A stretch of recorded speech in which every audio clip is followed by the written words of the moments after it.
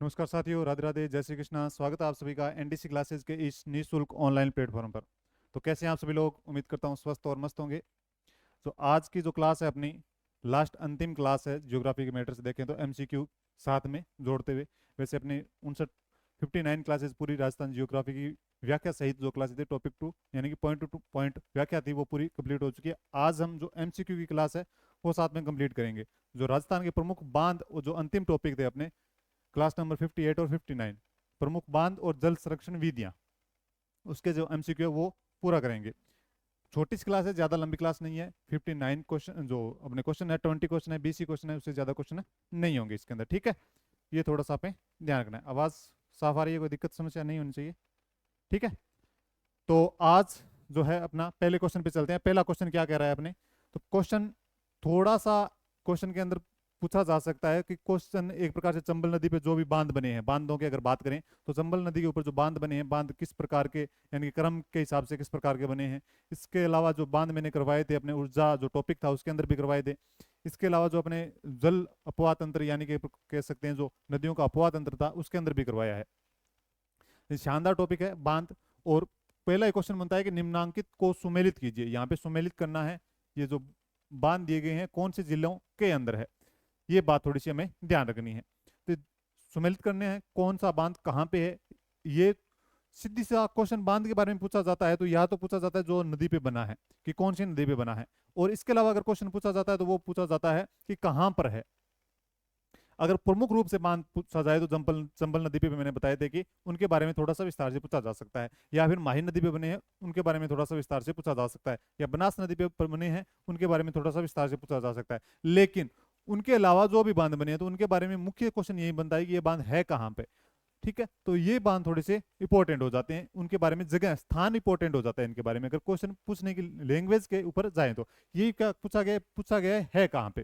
ठीक है, ये जवाहर सागर बांध हमको पता है कि कौन सी नदी पे है, तो नदी है अपनी चंबल नदी पे है कहाँ पे? कोटा के अंदर है, कोई दिक्कत नहीं है। राणा प्रताप सागर बांध चित्तौड़गढ़ के अंदर है, कोई दिक्कत नहीं है। उम्मेद सागर बांध भीलवाड़ा के अंदर है, और बजाज सागर बांध माही नदी बांसवाड़ा के अंदर। यानी कि 2 1 4 3, 2 1 4 3, तो 2 1 4 3 ये आपका क्या हो जाएगा? राइट आंसर हो जाएगा। बांध के सिंपल क्वेश्चन बनेंगे, ज्यादा टफ क्वेश्चन नहीं बनते यहाँ से। ठीक है, आगे देखो। आगे है चंबल नदी पर निर्मित कौन सा बांध राजस्थान राज्य में स्थित नहीं है, यानी कि राजस्थान में स्थित नहीं है। गांधी सागर, राणा प्रताप सागर, जवाहर सागर, कोटा ब्रिज, यानी कि इनका ये क्रम भी है। चंबल नदी पे बने हुए जो बांध है, 4 बांध बने हुए, उनका क्रम भी यही है, लेकिन ये पूछा गया है राजस्थान में स्थित कौन सा बांध नहीं है। तो आपको पता होना चाहिए गांधी सागर ये कहाँ पे है, ये आपका एमपी के अंदर, एमपी यानी कि मध्य प्रदेश के अंदर है ये। आगे देखो 3 नंबर क्वेश्चन। किस स्थल पर चंबल नदी सर्वाधिक प्रदूषित हुई है? किस स्थल पर चंबल नदी सर्वाधिक प्रदूषित हुई है? गांधी सागर बांध, राणा प्रताप सागर बांध, जवाहर सागर बांध और कोटा बैराज। मैंने बताया था कि एक बांध का नाम लेकर बताया था कि ये बांध सर्वाधिक प्रदूषित बांध है राजस्थान का, तो वो बांध कौन सा है? तो उसी के आधार पर ये क्वेश्चन पूछा गया किस स्थल पर चंबल नदी सर्वाधिक प्रदूषित हुई है, तो ये इस बांध के आधार पर पूछा गया है, तो वो कौन सा बांध हो जाएगा? आपका कोटा बैराज बांध है, जो सिंचाई का बांध है, सिंचाई वाला बांध है। ठीक है, सिंचाई वाला बांध है, यहां से बिजली उत्पादित नहीं होती, ये बात ध्यान रखना। तो ये क्या है? सर्वाधिक प्रदूषित बांध कौन सा है? तो राजस्थान का ये कोटा बैराज है। आगे देखो कि चंबल नदी पर निर्मित बांधों को नदी प्रवाह की दिशा में सही क्रम में पहचानिए। यानी कि नदी प्रवाह यानी कि जिस तरफ से नदी आ रही है उसी के हिसाब से आपको बताना है बांध कौन सा पहले नंबर पे, कौन सा दूसरे पे, कौन सा तीसरे पे, कौन सा चौथे पे। आपको पता होना चाहिए कि चंबल नदी पे मुख्य रूप से कितने बांध बने हुए हैं? 4 बांध बने हुए हैं। उनमें सबसे पहले जो बांध बना हुआ है एमपी में बना हुआ है, मध्य प्रदेश में बना हुआ है, वो बांध कौन सा है? गांधी सागर बांध है। लेकिन आपको क्रम के हिसाब से राणा प्रताप सागर, जवाहर सागर, गांधी सागर, कोटा बैराज, लेकिन आपको पता होना चाहिए जो गांधी सागर है वो पहले नंबर पे। कौन से नंबर पे? पहले नंबर पे। उसके बाद में आ जाएगा आपका चित्तौड़गढ़ का कौन सा? राणा प्रताप सागर, ये 2 नंबर पे है। उसके बाद में आ जाएगा आपका जवाहर सागर, ये 3 नंबर पे। और कोटा बैराज कौन सा है? लास्ट के अंदर अब जो सर्वाधिक प्रदूषित बांध भी है वो है आपका कोटा बैराज है। तो 1 2 3 4 ये है, तो गांधी सागर पहले नंबर पे आ जाएगा, फिर राणा प्रताप सागर, फिर जवाहर सागर और कोटा बैराज आ जाएगा। ये आपका आंसर हो जाएगा सी।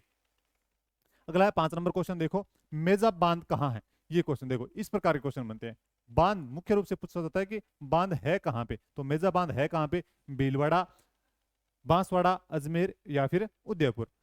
भीलवाड़ा, बांसवाड़ा, अजमेर या फिर उदयपुर, इनमें से पूछ लिया जाए आपका मेजा बांध है कहाँ पे, तो ये आपको बताना है अगर ये भी पूछ लिया जाए कि कौन सी नदी पे है, तो ये कोठारी नदी पे है। कौन सी नदी पे है? कोठारी नदी पे है। मैंने बताया है ये कब बना था, तो ये 1972 में बना था। है कहाँ पे? तो है ये आपका भीलवाड़ा के अंदर है कहाँ पे? भीलवाड़ा के अंदर है। आगे है बिसलपुर बांध स्थित है मतलब एक प्रकार से बिसलपुर बांध स्थित नहीं पूछा है, ये कब बना, मतलब कब, पूर्ण रूप से कब बना, से कब बना, क्वेश्चन की लैंग्वेज ये है। यानी कि पूर्ण रूप से कब बना, कि बिसलपुर बांध पूर्ण रूप से कब बना था? 1989, 1992, 1996 या फिर 1999। बात की जाए तो ये बना था 1999 के अंदर, पूर्ण हुआ था। अगर पूछ लिया जाए कि कब स्टार्ट हुआ, तो 1987 में स्टार्ट हुआ था और 1999 के अंदर ये पूर्ण हो गया था। कहाँ पे है बिसलपुर बांध? आपको पता है टोंक है, और राजस्थान की सबसे बड़ी पेयजल परियोजना भी बिसलपुर बांध है आपको। ठीक है, आगे देखो पांचना बांध। पांचना बांध कहाँ स्थित है? पांचना बांध कहाँ स्थित है? दौसा, सवाईमाधोपुर, करौली या फिर अलवर। पांचना बांध कहाँ स्थित है? दौसा, सवाईमाधोपुर, करौली। पांचना बांध आपको पता है 5 नदियों के संगम पर बना हुआ है। भद्रावती, भद्रावती, भैंसावट, बरखेड़ा, अट्टा और माची। ये 5 नदियां हैं। भद्रावती, भैंसावट, बरखेड़ा, अट्टा और माची, ये 5 नदियां हैं। और राजस्थान का सबसे बड़ा क्या है? मिट्टी का बांध कौन सा है? यही है सबसे बड़ा मिट्टी का बांध, पांचरा बांध है। पांचरा बांध है कहाँ पे? ये करौली के अंदर है। कहाँ पे है? करौली के अंदर है। आगे देखो, आगे है बांसवाड़ा स्थित बजाज सागर बांध। बांसवाड़ा स्थित बजाज सागर बांध किस नदी पर स्थित है? बांसवाड़ा स्थित बजाज सागर बांध किस नदी पर स्थित है? तो माही, चंबल, लूणी या फिर मानसी। माही माही, चंबल, लूणी या फिर मानसी। बांसवाड़ा स्थित बजाज सागर बांध किस नदी पर स्थित है? तो ये आपका होना चाहिए माही, चंबल, लूणी या फिर मानसी। तो आपको पता होना चाहिए माही, जो बजाज सागर बांध है वो बांसवाड़ा के अंदर माही नदी पर स्थित है। और माही आपको पता है राजस्थान के अंदर उल्टा यू बनाते हुए बहती है और कर्क रेखा को 2 बार काटती है। वो नदी कौन सी है? माही नदी है आपको। और माही नदी पर भी बना हुआ है आपका बजाज सागर बांध बना हुआ है। ये इंपॉर्टेंट बांध है आपका। ठीक है, आगे देखो, आगे इसरदा बांध किस जिले में है? इसरदा बांध किस जिले में है? सीकर, अजमेर, कोटा या फिर उदयपुर। सीकर बांध कौन सा बांध है? इसरदा बांध। इसरदा बांध, इसके अंदर ऑप्शन थोड़े से गलत आ गए। इसरदा बांध के अंदर आपका झालावाड़, चित्तौड़गढ़, झालावाड़, चित्तौड़गढ़, सवाई माधोपुर और करौली ऑप्शन में होना चाहिए।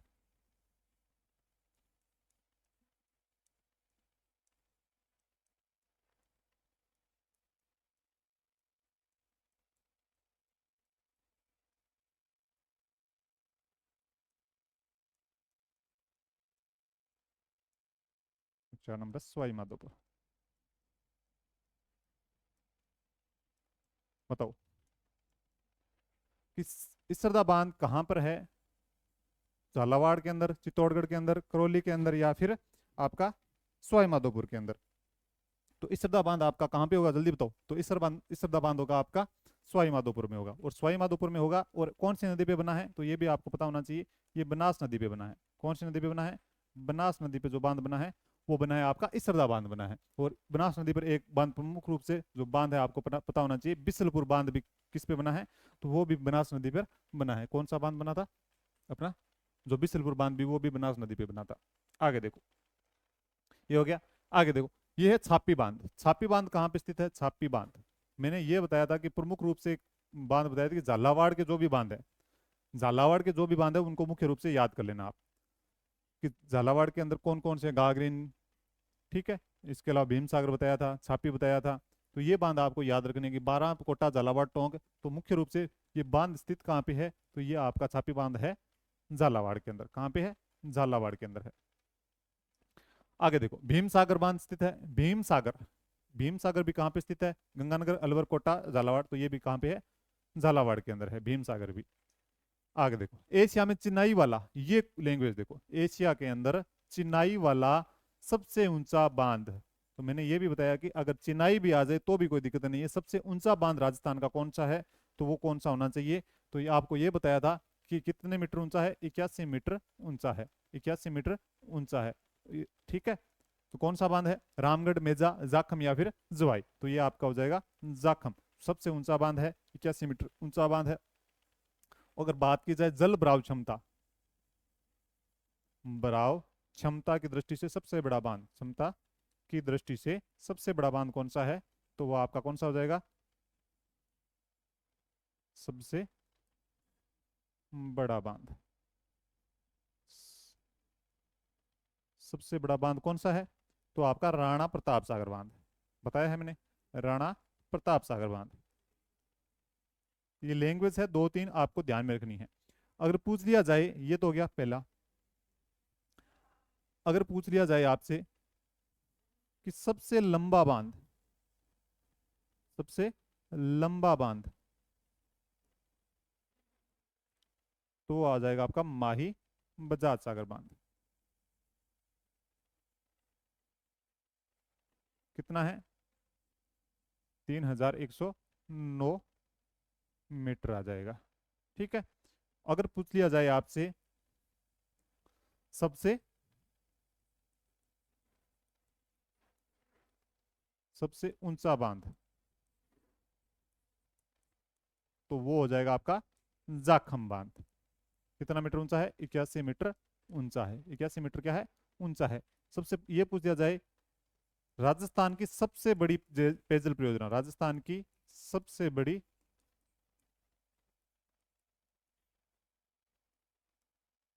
पेयजल परियोजना, पेयजल परियोजना, तो कौन सा हो जाएगा आपका, तो आपका हो जाएगा बिसलपुर बांध। कौन सा हो जाएगा, बिसलपुर बांध।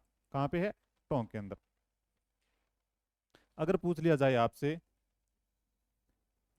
ठीक है, राजस्थान का सबसे बड़ा मिट्टी से बना बांध, मिट्टी से बना बांध, तो वो कौन सा हो जाएगा, पांचना बांध। पांचना बांध करौली। तो ये थोड़ी सी लैंग्वेज है, इनके बारे में थोड़ा सा ध्यान रखना है आपको कि भराव क्षमता की दृष्टि से पूछ लिया जाए तो राणा प्रताप सागर बांध है।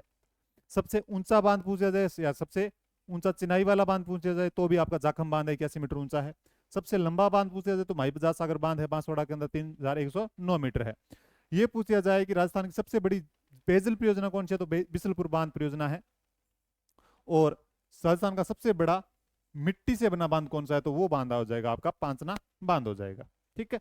अब देखो, अब ये क्वेश्चन भी इंपॉर्टेंट है कि नवनेरा बांध किस तहसील में स्थित है। तो आपको ये पता होना चाहिए कि नवनेरा बांध है वो कोटा के अंदर है। कहाँ पे, तो ये कोटा के अंदर है, कोटा जिले के अंदर है। लेकिन कोटा जिले की कौन सी तहसील के अंदर है, ये क्वेश्चन इंपॉर्टेंट हो जाता है, और क्वेश्चन आया हुआ क्वेश्चन है, और क्वेश्चन आगे भी आपको देखने को मिल सकता है। तो ये है सांगोद, बिगोद, दिगोद या फिर पीपलोद। तो इसके अंदर आपका सही आंसर हो जाएगा, वो हो जाएगा दिगोद। दिगोद कोटा के अंदर ये नवनेरा बांध स्थित है। नवनेरा नाम आ जाए चाहे नोनेरा आ जाए, नोनेरा भी आ जाए तो भी कोई दिक्कत नहीं है। ठीक है, नोनेरा भी आपको कहीं देखने को मिल सकता है, नोनेरा। नोनेरा नाम भी, नोनेरा बांध भी नाम आ जाए तो भी कोई दिक्कत नहीं है इसके अंदर। ओके, चलें आगे। आगे देखो, आगे ये सुमेलित करने हैं, सुमेलित करने हैं आपको, इंपॉर्टेंट है। सुमेलित, सुमेलित करने हैं। तालाब ए शाही, गेप सागर, कडाणा, हिमावास, ये कहाँ कहाँ पे है, पाली, बांसवाड़ा, धौलपुर, डूंगरपुर। सुमेलित करना है। सबसे पहले आपको पता होना चाहिए इसके अंदर सबसे पहले तो सबसे आसान कौन सा लगता है, हाँ कि सर सबसे आसान लग रहा है गेप सागर। गेप सागर पता है हमको कहाँ, डूंगरपुर के अंदर है, कोई दिक्कत नहीं। फिर आप बताओगे सर ये आपका जो हिमावास है ये भी सुना सुना हुआ लग रहा है, ठीक है, हिमावास पाली है, कोई दिक्कत नहीं है। फिर कडाणा, फिर कडाणा भी सर सुना सुना हुआ लग रहा है, तो ये आपका कौन सा हो जाएगा, बांसवाड़ा हो जाएगा। तालाब ऐसा ही, हाँ ये भी सुना हुआ लग रहा है, तो सारे सुने हुए लग रहे हैं, तो दिक्कत ही नहीं होनी चाहिए। तो 3 4 2 1, 3 4 2 1, 3 4 2 1, तो ये आपका राइट आंसर हो जाएगा। यानी कि तालाब बिसाई कहाँ पे है, धौलपुर के अंदर है। उसके बाद में आपका गेप सागर कहाँ पे है, डूंगरपुर के अंदर है। कडाणा बांध बांसवाड़ा के अंदर है। और हिमावास कहाँ पे है, पाली के अंदर आपको देखने को मिलेगा। आगे देखो, आगे ये जल संरक्षण विधियों से संबंधित क्वेश्चन है, इंपॉर्टेंट कर लेना। ये क्वेश्चन बार बार पूछा जाता है कि जैसलमेर में पालीवाल ब्राह्मणों द्वारा विकसित मौलिक पारंपरिक वर्षा जल संचयन पद्धति का नाम है, ये बताया गया है। और ये आपको पता होना चाहिए, ये 15वीं शताब्दी से संबंधित है, 15वीं शताब्दी से संबंधित है, ये बात भी ध्यान रखनी है आपको। तो पालीवाल ब्राह्मणों द्वारा जैसलमेर के अंदर जो विकसित मौलिक पारंपरिक वर्षा जल संचयन पद्धति का नाम क्या है, बावड़ी, खड़िन, कुंड, उकेरी। तो बताया था मैंने। इसका आंसर क्या होना चाहिए, इसका आंसर क्या होगा, फटाफट बताओ। बी, खड़िन होगा। क्या होगा, खड़िन।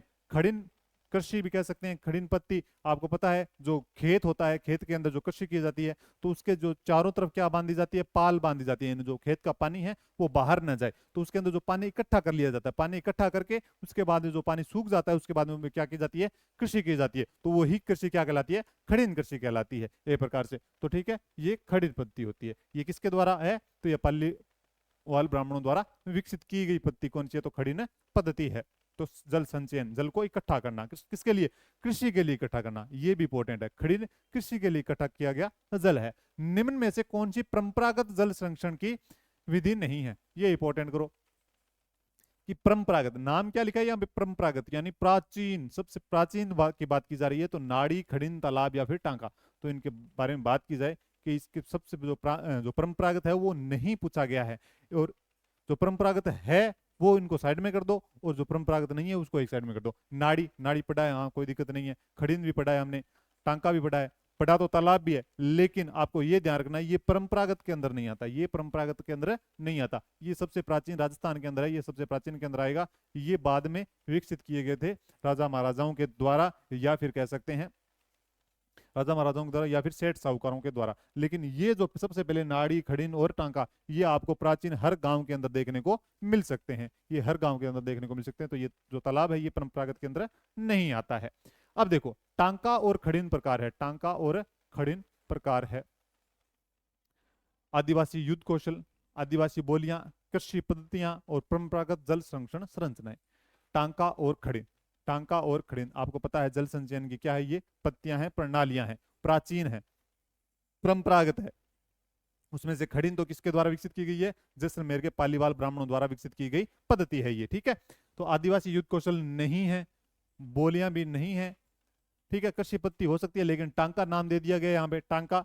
खड़िन कृषि पत्ती बिल्कुल है, लेकिन टांका नहीं है, यानी कि दोनों दी गई है हमें। तो परंपरागत जल संरक्षण संरचनाएं हैं, तो जल संग्रहण करने की, यानी कि जल को इकट्ठा करने की जो विधियां हैं वो आपके टांका और खड़िन दोनों हो जाएंगी। टांका और खड़िन क्या हो जाएगी, दोनों हो जाएगी। ओके, आगे देखो 18 नंबर, शेखावटी। शेखावटी के अंतः प्रवाही क्षेत्र में निर्मित कच्चे जल स्रोत को किस नाम से जाना जाता है, कुआं, तालाब, कुंड या फिर नाड़ा। शेखावाटी, ये क्या लिखा है, शेखावाटी। शेखावाटी के अंतः प्रवाही क्षेत्र में निर्मित जल स्रोत को किस नाम से जाना जाता है, कुआं, तालाब, कुंड या फिर नाड़ा। तो आपको यह भी पता होना चाहिए कि जो अंतः प्रवाही क्षेत्र में निर्मित कच्चे जल स्रोत या फिर कच्चे कुओं को यहाँ पे कहा जाता है जोहड़ कहा जाता है।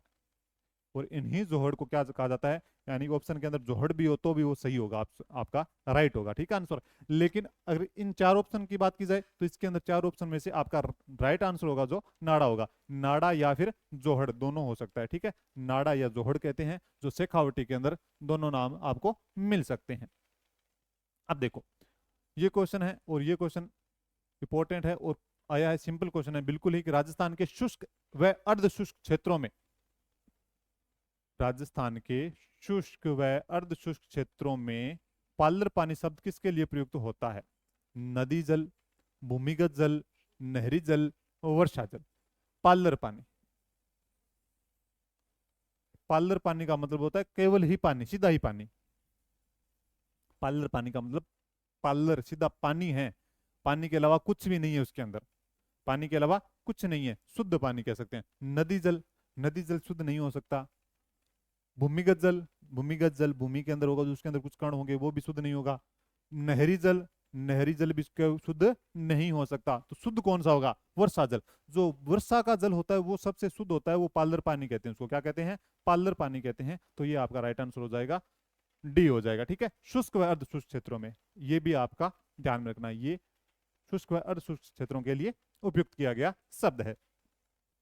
कि राजस्थान में जल संरक्षण के लिए अमृतम जलम, इंपॉर्टेंट करो, कि राजस्थान में जल संरक्षण के लिए अमृतम जलम का अभियान किसके द्वारा चलाया गया।